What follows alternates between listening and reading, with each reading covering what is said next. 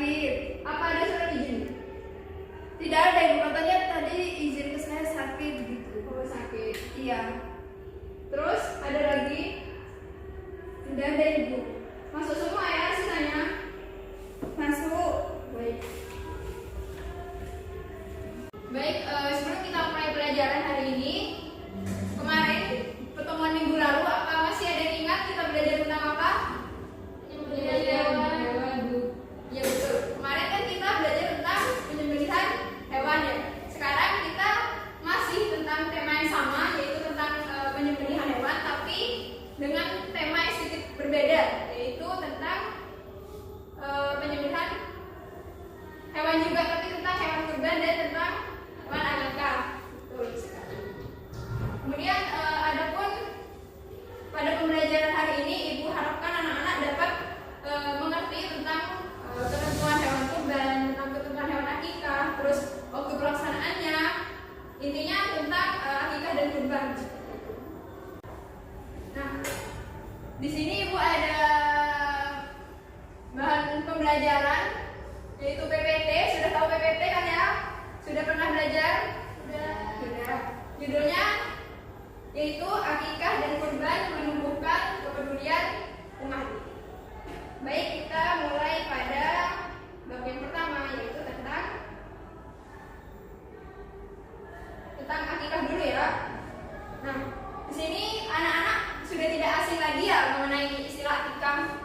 Terus di rumahnya pasti kan ada yang sudah pernah melaksanakan akikah seperti itu, misalnya tetangganya atau anak-anak sendiri, misalnya punya adik terus baru lahir terus dilaksanakan akikah. Pernah ya seperti itu? Nah, jadi pengertian akikah itu dibagi menjadi dua, ada secara bahasa, ada secara istilah. Adapun secara bahasa artinya memutus atau menubangi. Adapun dalam syariat Islam, istilah akikah yaitu menyembelih kambing ataupun domba sebagai tanda syukur kepada Allah Subhanahu wa taala atas kelahiran seorang anak, baik itu anak laki-laki maupun anak perempuan. Seperti itu ya. Lalu bagaimana hukumnya akikah, Bu? Hukumnya akikah itu adalah sunnah makar. Di sini ada yang tahu sunnah makar itu apa? Pertama sunnah dulu dah. Apa sunnah? Sesuatu yang bila dikerjakan mendapat pahala, namun jika tidak mendapatkan apa-apa. Betul. Sesuatu jika tidak dikerjakan mendapat pahala, jika tidak dikerjakan tidak apa-apa. Kalau sunnah makat, sunnahnya yang lebih ditekankan. Ya, sunnah makat adalah sunnah yang lebih diutamakan oleh Allah Subhanahu wa taala, seperti itu. Kemudian yang selanjutnya,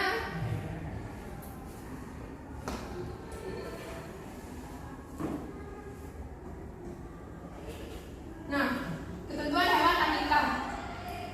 Jadi hewan yang dijadikan akikah itu tidak bisa sembarangan ya anak-anak. Misalnya aku pengen ayam dah untuk dijadikan hewan akikah, nggak boleh ya. Jadi di dalam Islam itu sudah ada ketentuannya sendiri dalam berakikah.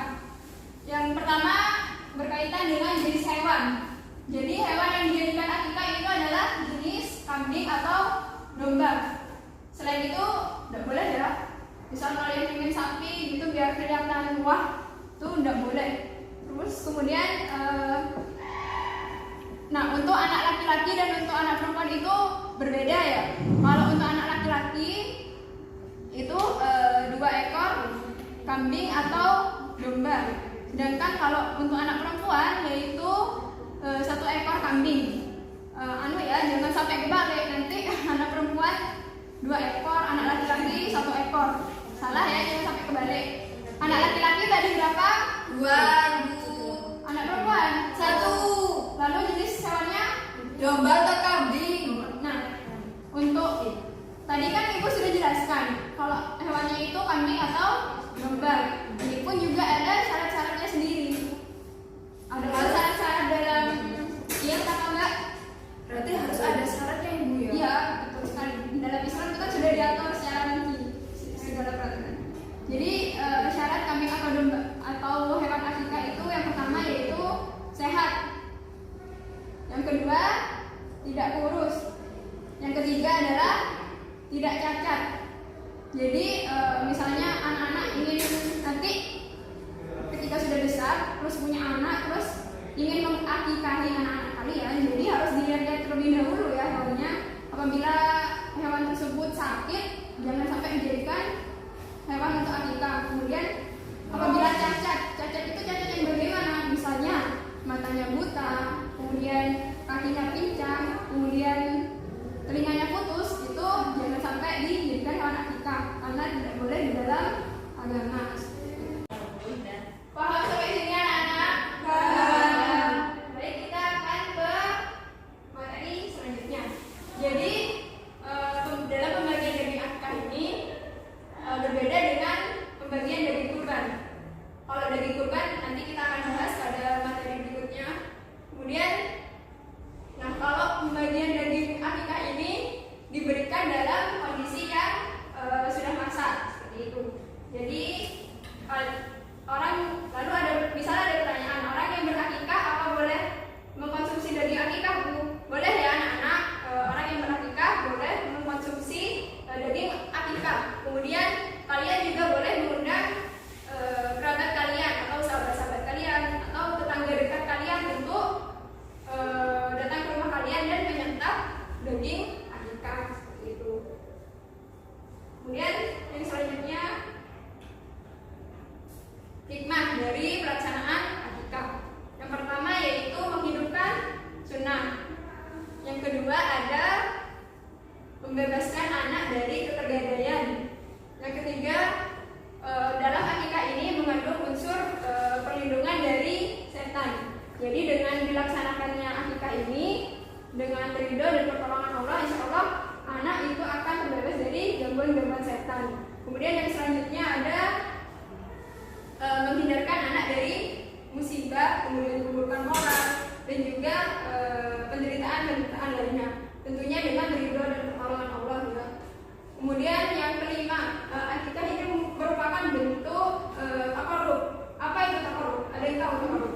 Tidak tahu itu. Takarrub itu merupakan sebuah bentuk pendekatan kepada Allah Subhanahu wa taala dan juga sebagai bentuk rasa syukur orang yang berakikah kepada Allah karena telah dikaruniai seorang anak.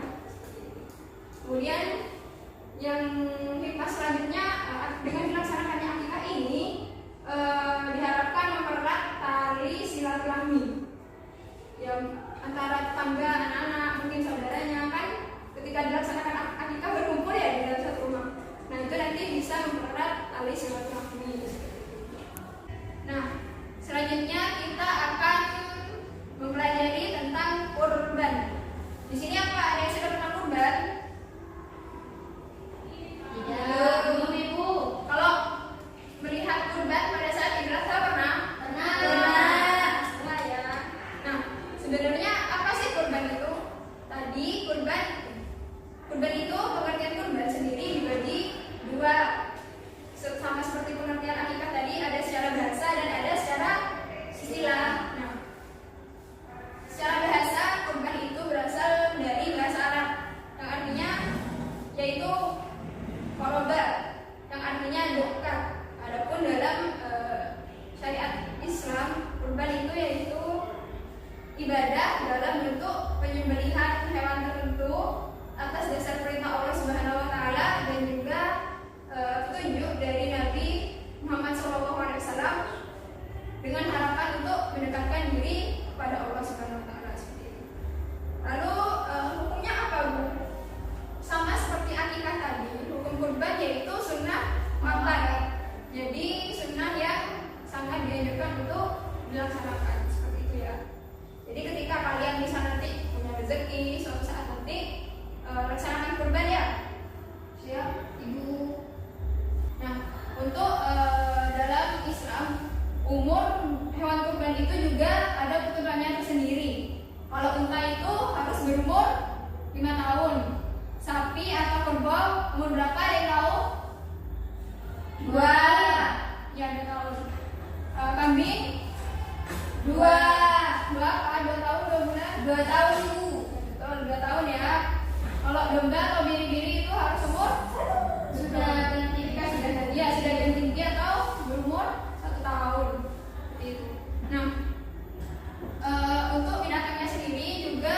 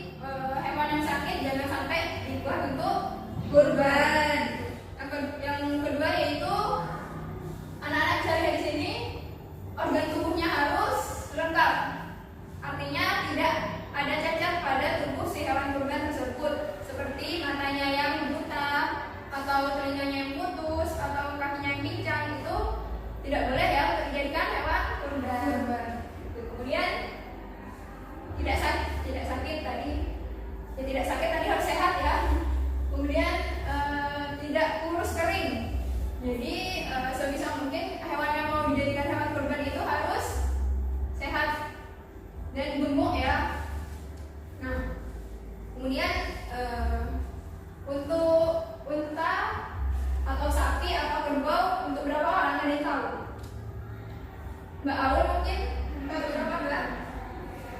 Apa itu? Unta, sapi, atau kerbau itu untuk berapa orang korbannya biasanya? 7 ya. Terus kalau kambing atau domba atau biri-biri berapa Mbak Dea? 1 orang ibu. Ya 1 orang, betul. Jadi hewan sejenis unta, sapi atau kerbau itu untuk 7 orang. Kemudian kambing atau domba itu untuk 1 orang. Nah, jadi dalam penyembelihan kurban ini juga ada waktunya tersendiri. Apa saja waktu dalam penyembelihan kurban ini? Ada yang tahu? Nah, jadi dalam menyembelih kurban ini dilaksanakan yaitu dari tanggal 10 Zulhijjah setelah sholat Idul Adha. Jadi ketika kalian sudah sholat Idul Adha itu tidak lupa melaksanakan kurban. Lalu sampai kapan?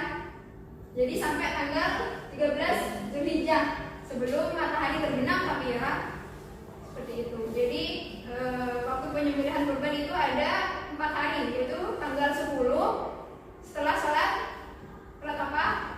Sholat Idul Adha. Ya betul, setelah sholat Idul Adha, kemudian tanggal 11 Zulhijjah, tanggal 12 Zulhijjah, dan tanggal 13 Zulhijjah atau hari tasyrik. Betul, pada hari tasyrik ya sebutan lainnya, sebelum matahari terbenam. Nah, selanjutnya kita akan bahas mengenai pembagian daging kurban. Jadi pembagian daging kurban ini sedikit berbeda dengan pembagian daging akikah yang sudah ibu jelaskan pada awal tadi ya. Kalau daging kurban ini dibagikan dalam keadaan mentah seperti itu. Lalu apakah orang yang berkurban boleh mengambil daging kurban ini atau mengkonsumsinya? Boleh ya, boleh. Jadi tapi ada ketentuannya. Ketentuannya yaitu tidak boleh sampai melebihi dari, ada yang tahu? Tidak tahu. Jadi ketentuannya tidak boleh melebihi dari 1/3 daging kurban. Nah sisanya itu kalian boleh bagikan kepada fakir miskin ataupun orang-orang yang membutuhkan yang ada di sekitar lingkungan kalian. Begitu. Selanjutnya yaitu tentang hikmah pelaksanaan kurban. Apakah ada hikmahnya? Tentu saja dong ada. Kalau akikah tadi ada, kurban juga pasti ada. Yang pertama yaitu bisa kalian lihat pada layar ini. Yang pertama yaitu apa Mbak Dea? Menghidupkan sunnah para nabi. Tuh. Yang kedua apa Mbak Fira? Mendekatkan diri kepada Allah. Tuh. Nah yang ketiga yaitu menghidupkan makna takbir di hari raya Idul Adha dari tanggal 10 sampai 13 Zulhijjah. Jadi kan dari tanggal 10 sampai 13 Zulhijjah itu kan berkumandang takbir tok ya. Gitu. Kemudian yang selanjutnya yaitu mengajarkan untuk dermawan, kemudian tidak kikir dan juga tidak rakus seperti itu. Kemudian yang selanjutnya apa Mbak Intan? Melatih kepedulian sesama manusia. Ya, melatih kepedulian kepada sama manusia. Kemudian yang selanjutnya ada mendidik kita untuk membunuh sifat kebinatangan. Maksudnya sifat kebinatangan itu seperti apa? Ya seperti itu tadi, kikir, kemudian sombong, pelit, seperti itu ya. Jadi kurban ini mendidik kita untuk membunuh sifat-sifat yang jelek tadi. Baik, dari penjelasan yang sudah kita bahas tadi, mungkin ada pertanyaan dari anak-anak. Ada ya, Mbak Nea. Ibu, jika kita sudah besar, apakah boleh kita melakukan akikah ini? Baik, terima kasih pertanyaannya Mbak Nea. Jadi langsung ibu jawab ya. Akikah ini boleh dilaksanakan kapan saja. Kan utamanya itu sebenarnya hari ke-7 setelah kelahiran si anak. Kemudian jika tidak mampu boleh hari ke-11. Kemudian jika tidak mampu lagi boleh hari ke-21. Ataupun jika tidak mampu boleh kapan saja asalkan orang itu mampu. Apakah bisa dimengerti? Bisa Ibu, bisa ya. Nah, baik, Ibu rasa sudah cukup ya pembelajaran pada hari ini. Jadi kesimpulan pembelajaran pada hari ini adalah akikah dan kurban itu merupakan suatu ibadah yang dilaksanakan dengan menyembelih hewan tertentu dengan tujuan untuk mendekatkan diri kepada Allah. Seperti itu ya. Nah, di sini Ibu punya kuis sebelum kalian pulang. Jawab dulu ya